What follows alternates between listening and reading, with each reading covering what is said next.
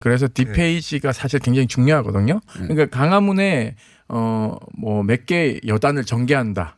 뭐 특전사 몇 여단을 주둔시킨다. 총 투입 병력이 서울 시내만 탱크가 200대고 광화문은 탱크 80대, 장갑차 200대입니다. 아마 그 주변에 태평로부터 시작해서 거의 핵심 도심 종로는 거의 탱크가 다 차지하고 있다고. 여성들은 반경 65m 이상의 뭐 인원들이 포를 쏘면 한꺼번에 다 사망하는 어마어마무시한 병력이죠. 사실 2대만 전개해도요. 촛불은 다 진압할 수 있습니다. 그렇죠. 예. 광화문의 무장 병력을 1,800명을 동원합니다. 무장병력. 예, 4개 대대거든요. 네. 이 4개 대대가 전개를 하면은 장갑차가 200여 대가 되는 거예요. 여기서 중화기는 다 뺀 겁니다. 뭐 유탄 발사기부터 시작해가지고 이런 것들은 싹 빼고 M60 이런 것도 동원됩니까? 예, 뭐 다 빼고요. 기관총. 예, 나머지 다 빼고 큰 것만 잡았어요. 예, 이건 반란을 뭐 모의한 겁니다. 또 문제는 기무사가 합동수사본부를 운영하는 것을 이 문건에서 전두환이가 합수부 본부장을 했죠. 이것이 계엄하에서는요, 경찰, 국정원, 검찰을 모두 자기 밑에 두는 겁니다. 그렇죠. 모든 사람들을 계엄법 위반이나 또는 국가보안법 위반으로 여기 문건을 보면 진보를 갈로 열고 종북이라고 해놨어요. 그렇죠. 그 얘기는 국가보안법으로 다 잡아들일 수 있다는 거거든요. 탄핵이 기각됐으면요. 문재인 대통령께서는 지금 체포됐겠죠. DJ 때처럼 군사법원에 재판받아야 되는 거예요. 사실 그러니까 이 문건이요. 사실은 기무사는 작전을 하는 곳이 아닙니다. 그렇죠. 그러니까 이 문건의 모태는 다른 곳에 또 존재하는 것이죠. 그것을 바탕으로 기무사가 어떻게 할 건지를 짜놓은 문건이기 때문에요. 과거 윤석양 이병이 그 보안사 문건을 폭로하지 않았습니까? 일명 청명 작전이죠. 호원 조치에 반발하는 민간인 사찰. 그렇죠. 제야 인사들과 집 구조나 이런 것들 자주 가는 곳 다 파악해서 조기에 모두 검거하기 위한 작전이죠.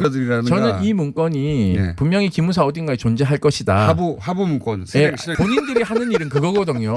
평상시에 동해안 관찰권으로 민간 사찰하고 있다가 예를 들면 세월호 유족들도 사찰했죠.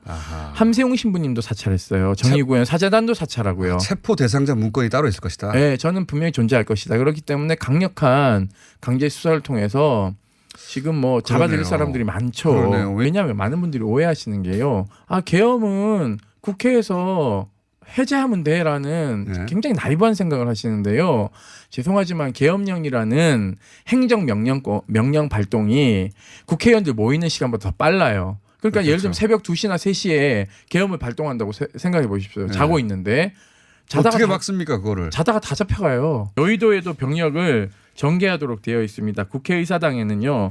24단 병력 1개 여단을 배치를 해요. 그래서 여기에 탱크 40대 국회 앞에 탱크 40대 장갑차 100대 무장병력 900명. 여기에는요. 사실은 자유당이 지금 반발할 일이 아니에요. 자유당 의원들조차도 예비검속 대상이 있을 수 있어요. 왜냐하면 탄핵에 찬성했기 때문에 박근혜 대통령이 칼을 얼마나 갈았겠어요. 김성태 의원도 저러시면 안 돼요. 본인도 밤이당에 있다가 그리 가셨기 때문에 사실은 본인도 이 명단에 들어있을 수 있어요. 그런데 지금 딴소리 하고 계셔가지고. 그런 개연성이 있습니다. 그리고 기무사 문건을 보면 위수사령관을 수방사령관을 임명하고 백호부대 창녕부대가 있어요. 청와대 양옆에는요. 위수지역을 광화문까지 확대해서 시대 밀어내는 역할을 하는 거죠. 여기에서 반드시 밀어내고 체포하고 하는 과정에서 유혈사태 벌어질 거 뻔한 거 아닙니까? 충돌이 뻔하지 않습니까? 그러면 그 다음에 경비계엄으로 가는 겁니다. 경비계엄으로 가면 적극 체포할 수 있어요. 군인들이요. 그 다음에 이제 경비계엄으로 가게 되면 입법 사법권을 다 장악할 수 있습니다.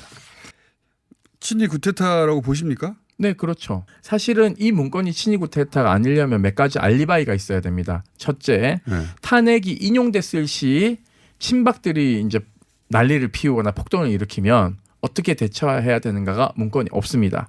그리고 문제는 맞습니다. 본인들이요. 진보와 보수가 싸워서 폭동이 일어날 것이라는 걸 예단합니다. 점을 치고 있어요. 사실 이런 예단은 굉장히 위험한 것이거든요. 사실상 이 예단 하에서 이것을 작성했기 때문에 군이 정치 개입을 한 것이죠. 사실은요. 세 번째는 박근혜 대통령의 탈출 계획이 없습니다. 만약에 시위대가 청와대를 공격했을 경우에 만약 이 문건대로라면 이 문건대로라면 작전 계획에 따라서 대통령을 수방사 벙커로 네, 피신시켜야 되는 거예요. 안전한 곳으로. 예, 예. 근데 그런 계획이 1도 없습니다. 그러니까 이 문건은 박근혜 대통령의 정치적 욕망을 그대로 투영한 문건이라고 보셔야 됩니다. 대통령 자리를 유지하며 본인에게 반대하는 사람을 어떻게 제압할까? 네. 그런 관점에서 작성됐다는 겁니다. 이게. 네, 맞습니다. 그런 걸 친위 구테타라고 하죠. 뭐 아버지한테 배운 게 다 그런 것들이기 때문에.